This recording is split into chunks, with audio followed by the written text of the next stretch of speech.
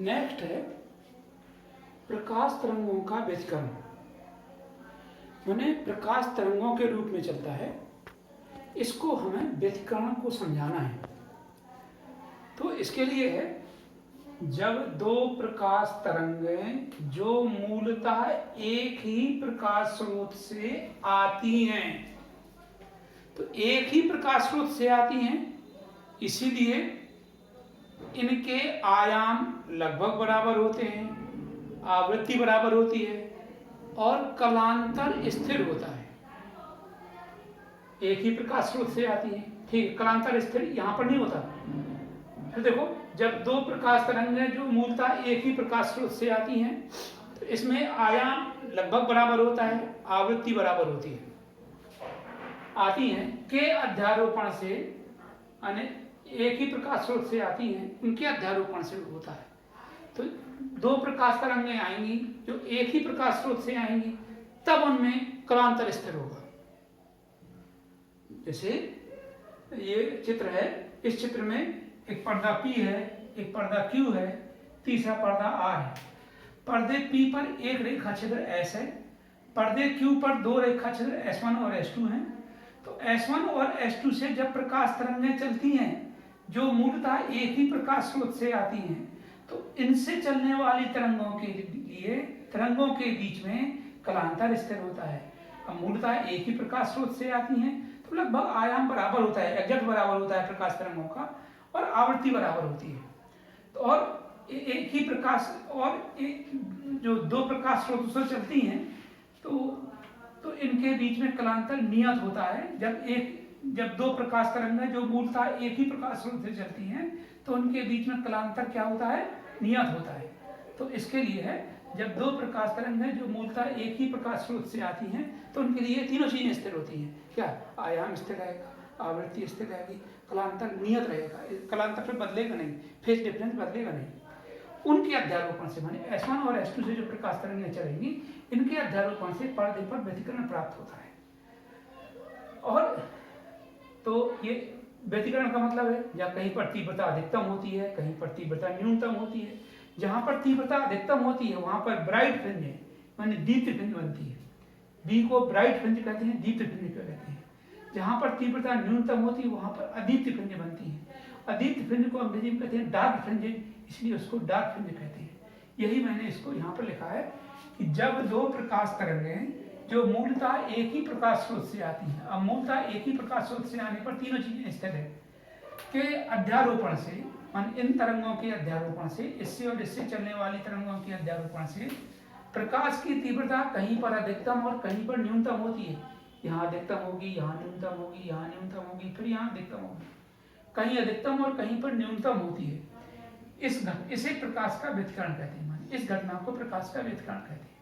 जहाँ तीव्रता अधिकतम होती है, जहाँ तीव्रता अधिकतम होती है वहां दीप्ति फ्रिंजें, दीप्ति फ्रिंज को कहते हैं ब्राइट फ्रिंजेज, ब्राइट फ्रिंजेज, दीप्ति फ्रिंजें। और इसलिए उसको दीप्ति फ्रिंज को बी से दर्शाते हैं। तथा जहां पर तीव्रता न्यूनतम होती है वहां अदीप्ति फ्रिंजें, इसको कहते हैं डार्क फ्रिंजें, इसलिए अदीप्ति फ्रिंज को हम डी से दर्शाते हैं। तो ये है प्रकाश तरंगों का अध्यारोपण का सिद्धांत, कि प्रकाश तरंगों के रूप में चलता है। तो इसकी पुष्टि जो है वो व्यतिकरण से होती है, कि व्यतिकरण यदि ब्राइट और डार्क फ्रिंजेस बनेंगी तो समझ में आ जाएगा कि प्रकाश तरंगों के रूप में चलता है। तो इसका ये सर थॉमस यंग थे, उन सर थॉमस यंग ने एक द्विध्रुवी प्रयोग किया था, जिसे हम यंग का द्विध्रुवी प्रयोग भी कहते हैं। सर थॉमस यंग ने 1801 में ये प्रैक्टिकल किया था। क्या था प्रैक्टिकल है? ये P, Q और R, ये तीन पर्दे हैं, P, Q, R, तीन पर्दे हैं। P पर एक प्रकाश बिंदु स्रोत S है, माने प्रकाश स्रोत S है, एक रेखा छिद्र S है, और Q पर दो रेखा छिद्र S1 और S2 हैं। इससे प्रकाश, एक रेखा छिद्र से प्रकाश जब S1 और S2 पर पड़ता है, तो S1 और S2 से फिर द्वितीयक तरंगिकाएं निकलती हैं, और इनके अध्यारोपण से तीसरे पर्दे R पर व्यतिकरण प्राप्त होता है। तो इसीलिए इसको हम द्विध्रुवी इसलिए कहते हैं क्योंकि जो दो झिल्लियां हैं, दो रेखा छिद्र हैं, डबल स्लिट है S1 और S2, इनके अध्यारोपण से ही पर्दे पर व्यतिकरण प्राप्त होता है। ये यंग का प्रयोग है जो 1801 में किया था। अब आप इसकी रचना मैंने बताई दी। पी क्यू आर 3 पर्दे हैं, पी पर एक रेखा क्षेत्र एस है, क्यू पर 2 रेखा क्षेत्र S1 और S2 हैं और आर एक तीसरा पर्दा है। अब इनकी विशेषता, जो S1 और S2 ये S से समान दूरी पर है, S से समान दूरी पर है और इनके बीच की दूरी थोड़ा कम रखी जाती है, अल्प रखी जाती है। अब मैं आपको बनाने का एक तरीका समझाऊंगा। आप सबसे पहले पी क्यू आर इनकी दूरी थोड़ा ज्यादा कर देना, क्यू और आर पर्दे की 3 लंबवत रेखाएं खींच देंगे। इरेजर से एक बार यहां मिला देंगे, वहां पर एक डॉट बिंदु रख देंगे, वो एकल रेखा क्षेत्र एस कहलाएगा। इससे माना कि 7-7 सेंटीमीटर लेंगे, तो इससे 7 सेंटीमीटर इरेजर से हटा देंगे, यहाँ पर भी कुछ दूरी पर, यहाँ पर भी। तो इससे 7 सेंटीमीटर की दूरी पर एक बिंदु लेकर रखेंगे, इससे भी 7 सेंटीमीटर की दूरी पर एक बिंदु रखेंगे। तो ये दो रेखा क्षेत्र S1 और S2 कहलाएंगे। अब माना कि S1 और S2 के बीच की दूरी लगभग 5 सेंटीमीटर है, तो 5 का आधा 2.5 ढाई होता है, ढाई माने 3, तो 3 सेंटीमीटर का आयाम पटरी प्रकार से लेंगे। एक चाप, इस जो बिंदु था इसको केंद्र मान करके एक चाप खींचेंगे, लगातार रेखा, इसको भी लगातार रेखा खींचेंगे। लगातार जो रेखा है इसको हम कहते हैं विच्छिन्न रेखा। क्या कहते हैं? ये कहलाती है विच्छिन्न रेखा। नहीं, लगातार कहते हैं अविच्छिन्न रेखा, अविच्छिन्न रेखा। और ये जो है ये श्रृंग को प्रदर्शित करती है। और जो ये डॉटेड लाइन है इसको कंटिन्यू लाइन कहते हैं। अविच्छिन्न माने कंटिन्यू लाइन को श्रृंग प्रदर्शित करते हैं। और जो डॉटेड लाइन है ये कहलाती है विच्छिन्न रेखा। विच्छिन्न रेखा, ये जो विच्छिन्न रेखा है ये गर्त को प्रदर्शित करती है। तो आप यहां से एस से केंद्र मान करके, माना कि मैंने बताया मान लो 5 सेंटीमीटर है तो 2.5 आया, तो 3 सेंटीमीटर का एक चाप काटा इधर, यहां पर भी 3 सेंटीमीटर का एक चाप काटा, कंटिन्यू काटा, तो वो क्या बताएगा? वो श्रृंग को प्रदर्शित करेगा। माने इसका चाप इसकी श्रृंग को प्रदर्शित करेगा, इसका चाप इसके श्रृंग को प्रदर्शित करेगा। फिर 3 में 3 और जोड़ोगे तो 6 हो जाएगा। श्रृंग के बाद गर्त बनती है, तो फिर इसी को केंद्र मान करके 6 सेंटीमीटर की डॉटेड लाइन खींचोगे और इसको फिर इसको भी केंद्र मान करके 6 सेंटीमीटर की डॉटेड लाइन खींचोगे, वो इसकी श्रृंग प्रदर्शित करेगा और इसकी डॉटेड लाइन इसकी श्रृंग को प्रदर्शित करेगा। फिर चूंकि आयाम समान है तो 6 में फिर 3 जोड़ोगे तो 6 और 3 9 हो जाएगा। तो फिर एस को केंद्र मान करके जो बिंदु था 9 सेंटीमीटर की एक कंटिन्यू लाइन खींचोगे, ये खींचिए, इसको भी 9 सेंटीमीटर की एक कंटिन्यू लाइन चाप खींचोगे, लाइन नहीं कंटिन्यू चाप खींचोगे।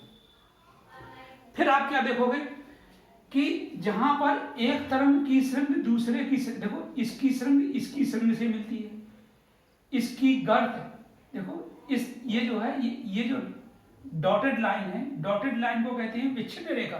विच्छिन्न रेखा माने गर्त, इसकी गर्त से मिलती है। इसको हमने काले बिंदुओं से दर्शाया गया है। इनको मिलाने वाली रेखा को प्रस्पंद रेखा कहते हैं। ये पर्दे पर दीप्ति फ्रिंज कोष्टक में बी बनाती है, ब्राइट फ्रिंज बनाती है। यहां पर देखिए, जब एक तरंग की श्रृंग दूसरे की गर्त से मिलती है तो इसे रिक्त वृत्तों से दर्शाया गया है। इनको मिलाने वाली रेखा को निस्पंद रेखा कहते हैं। ये पर्दे पर डार्क फ्रिंज बनाती है। तो इस प्रकार से ब्राइट, बीच में जो केंद्र बनती है वो ब्राइट फ्रिंज कहलाती है। इसे हम केंद्रीय दीप्ति फ्रिंज भी कहते हैं। फिर डार्क बनेगा, फिर ब्राइट बनेगा, फिर डार्क बनेगा। ऐसे ही बी के आगे फिर डार्क, फिर बी, फिर डी, इस तरह से ये फ्रिंजें बनती हैं। इसी को मैंने इसमें लिखा है। एस एक समतल तरंगाग्र है, एस एक रेखा क्षेत्र है, तो इस पर कई प्रकाश स्रोत इससे दूर है तो समतल तरंगाग्र इस पर आपतित होता है। तो एस से द्वितीयक तरंगिकाएं निकलती हैं। और हम जानते हैं कि स्रोत के समीप तरंगाग्र गोलीय होता है, तो यहाँ पर तरंगाग्र गोलीय होगा। फिर ऐसे तरंगें जब S1 S2 पर पड़ेंगी तो S1 S2 से भी ये द्वितीयक तरंगिकाएं निकलती हैं, और इन S1 S2 से चलने वाली द्वितीयक तरंगिकाओं के अध्यारोपण से इस पर्दे आर पर व्यतिकरण बनता है, जो मैंने आपको समझाया है। माने जब एक की शरण दूसरे की शरण से या एक की गत दूसरे की गत से मिलेगी तो ये समान कला में होंगी। और आपने पढ़ा है जब कलांतर 0, 2 पाई 4 पाई एंड सो ऑन होता है, समान कला में होता है, तो वहां पर तीव्रता अधिकतम होती है और वो दीप्तिभिन्न बनती है। तो ये दीप्तिभिन्न बनती है, इसे हम दीपभिन्न कहते हैं। और जहां पर एक की शरण दूसरे की गर्त से मिलती है तो विपरीत कला में होती है, वहां पर कलांतर होता है पाई 3 पाई 5 पाई 7 पाई एंड सो ऑन। और उनको मिलाने वाले, उसको हमने वृत्तों से दर्शाया है, इसको मिलाने वाली रेखा को निष्पन्द रेखा कहते हैं। और ये पर्दे पर dark fringe, Aditi fringe, deep fringe बनाती है। तो इस प्रकार से पर्दे पर bright dark bright dark bright dark bright dark बनती रहती है। यही मैंने इसमें लिखा है। ये रचना है। पी क्यू आर 3 पर्दे हैं, पी क्यू आर 3 पर्दे हैं। पी पर एकल रेखा छिद्र एस है, इस पर एकल रेखा छिद्र एस है। इससे समान दूरी पर, एस से समान दूरी पर दो रेखा छिद्र S1 और S2 है। जैसे मैंने अभी उदाहरण समझाया, एस से समान दूरी 7-7 सेंटीमीटर पर दो रेखा छिद्र S1 S2 है। इसके आगे एक तीसरा पर्दा R है जिस पर व्यतिकरण प्राप्त करना है। माने इस पर हमें व्यतिकरण, पर्दे R पर ही पर्दा लिखा है, इस पर्दे R पर व्यतिकरण प्राप्त होता है।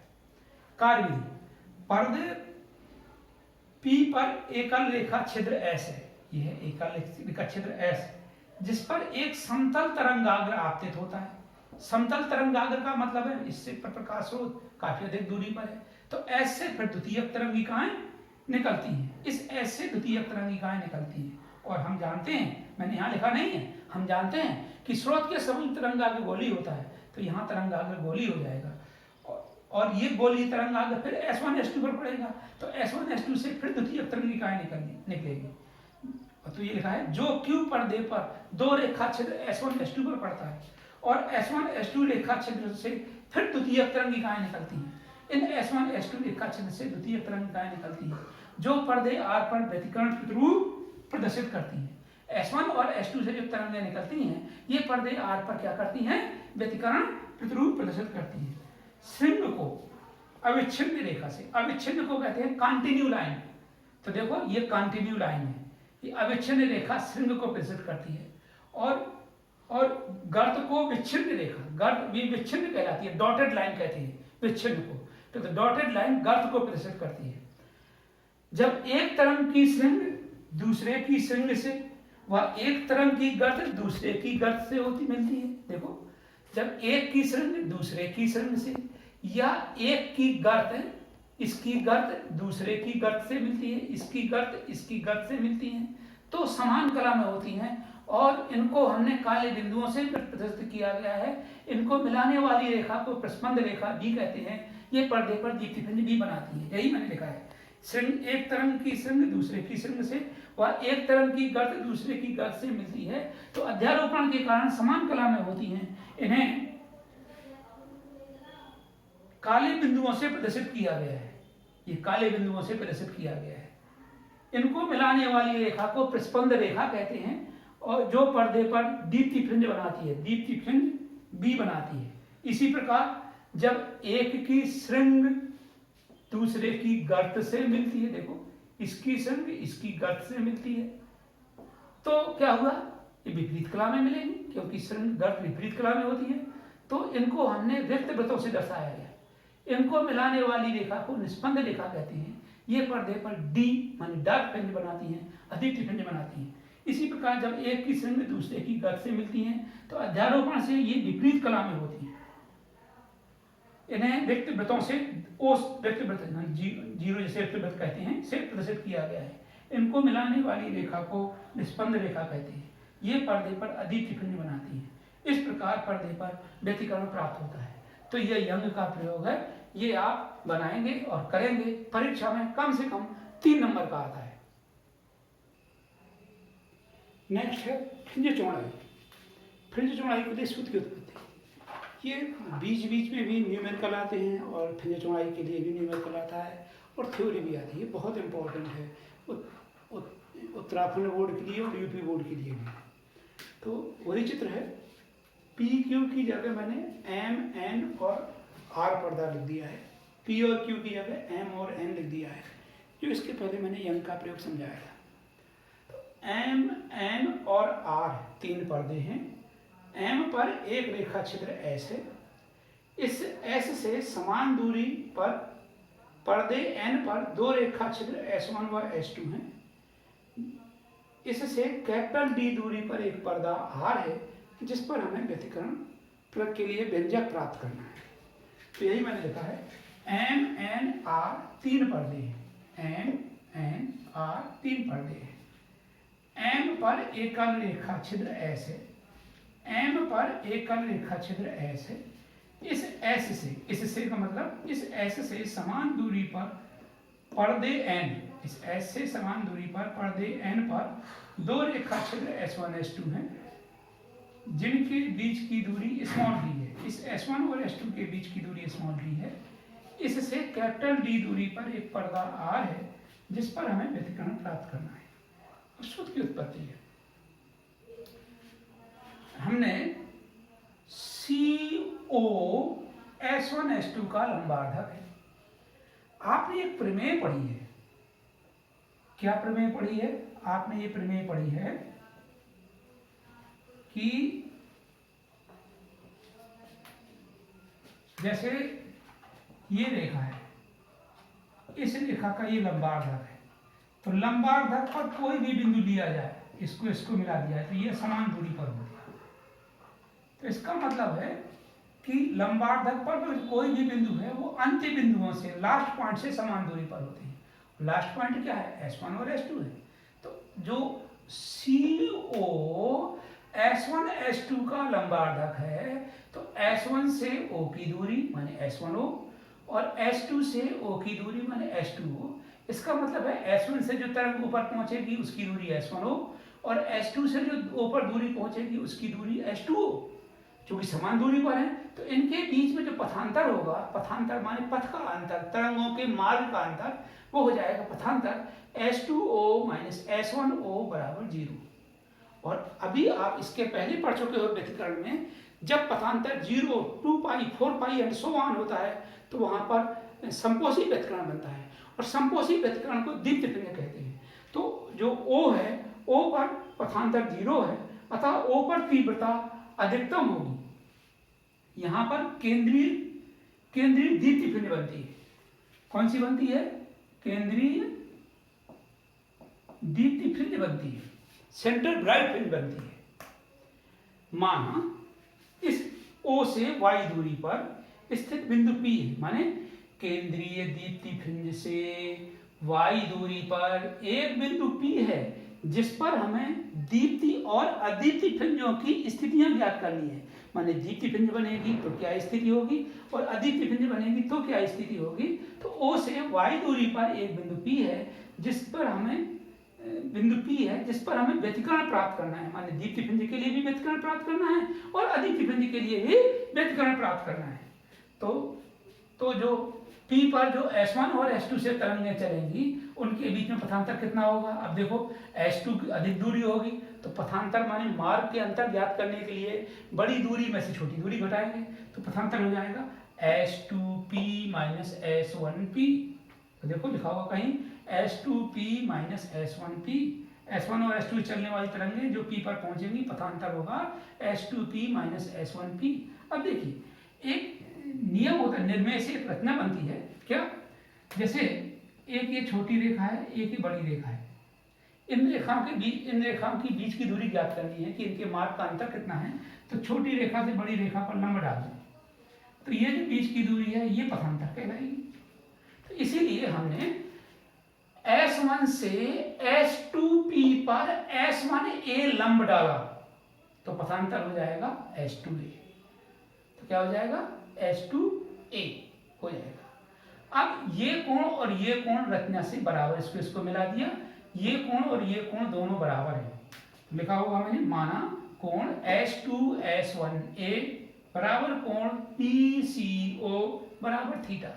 तो जब इस त्रिभुज का देखो, ये 90 डिग्री है, पर्दा तो लंबवत होता ही है, ये भी 90 डिग्री है, ये कोण इस कोण के बराबर है, तो ये तीसरे कोण अपने आप बराबर होंगे, माने ये कोण और ये कोण अपने आप बराबर होंगे, तो ये दोनों त्रिभुज समरूप होंगे। समरूप लिखने की जरूरत नहीं है, तो इसीलिए हमने माना कि ये कोण इस कोण के बराबर है।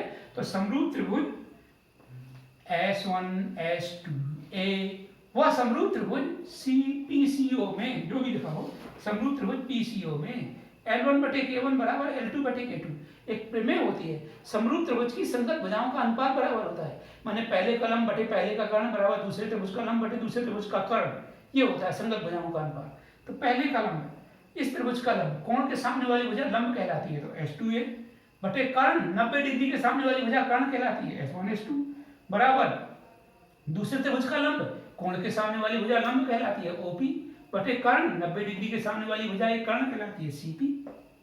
हमने माना कि PO के बहुत समीप है, तो CP का मान लगभग CO के बराबर होगा। बिंदु P, O के बहुत समीप है, इसलिए CP CO के लगभग बराबर होगा। तो CP की जगह हमने CO लिख दिया, CP की जगह CO लिख दिया, और इनके मान जो है वो हमने लिख दिए।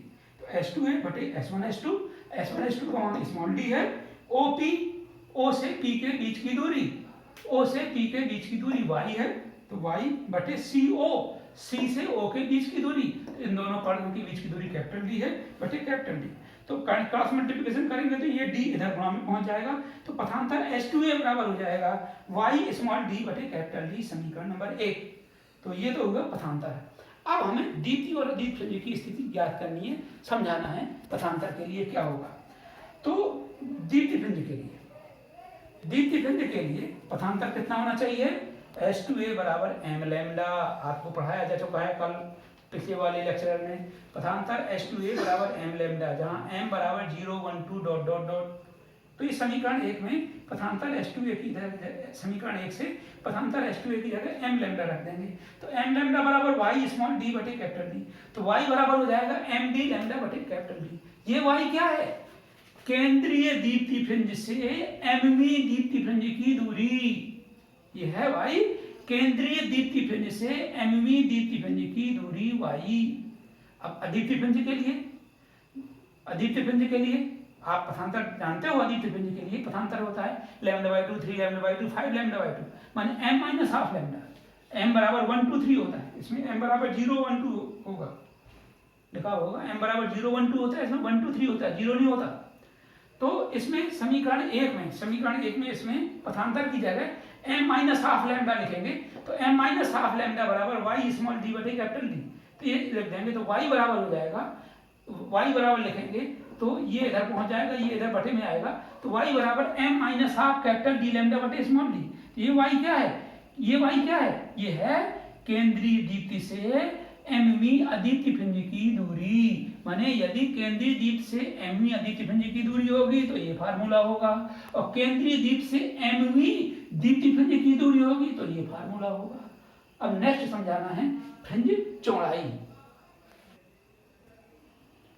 अब फ्रिंज चौड़ाई है नेक्स्ट, इसी टॉपिक में फ्रिंज चौड़ाई के लिए अब व्यंजक स्थापित करना है। अभी हमने इसके पहले जैसे समीकरण 2 था, ये केंद्रीय दीप्ति से एमवी अदीप्ति फ्रिंज की दूरी, समीकरण 3 था, और 2 इसके पहले बताया था केंद्रीय दीप्ति से एमवी दीप्ति फ्रिंज की दूरी। तो हमने केंद्रीय दीप्ति से दीप्ति या अदीप्ति फ्रिंजों की दूरी ज्ञात की थी। अब हमें निकालना है फ्रिंज चौड़ाई। तो 2 क्रमागत दीप्तियों या 2 क्रमागत अदीप्ति फ्रिंजों के बीच की दूरी को फ्रिंज चौड़ाई कहते हैं। तो 2 क्रमागत दीप्ति या 2 क्रमागत अदीप्ति फ्रिंजों के बीच की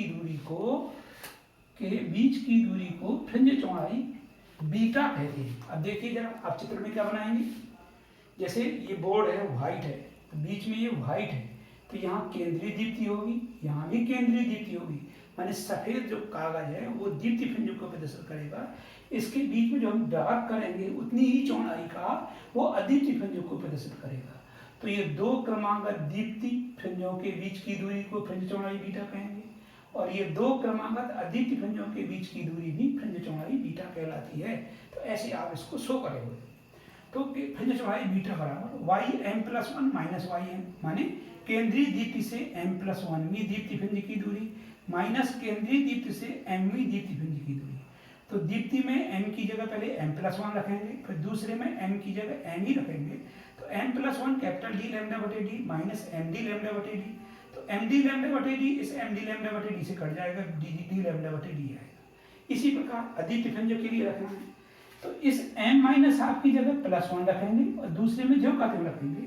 तो m minus half +1 capital D lambda बटे D minus m minus half capital D lambda बटे डी, ये पूरा इस पूरे से कट जाएगा तो कैपिटल डी लैम्डा बटे डी बचेगा। तो इस तरह से ये जो व्यंजक चौड़ाई है इसका सूत्र होता है बीटा बराबर कैपिटल डी लैम्डा बटे स्मॉल डी, यानी कैपिटल डी के बढ़ाने से व्यंजक चौड़ाई बढ़ती है, लैम्डा के बढ़ने से व्यंजक चौड़ाई बढ़ती है, स्मॉल डी के बढ़ने से घटती है, ये विद्यमान पाती है, घटती है। इसलिए यदि देखा जाए तो लाल रंग की तरंगदैर्घ्य सबसे अधिक होती है, सब कुछ एक जैसा रहे तो लाल और बैंगनी की यदि तुलना की जाए तो लाल रंग की व्यंजक चौड़ाई अधिक होगी बैंगनी रंग की अपेक्षा। तो ये इसके कंक्लूजन है।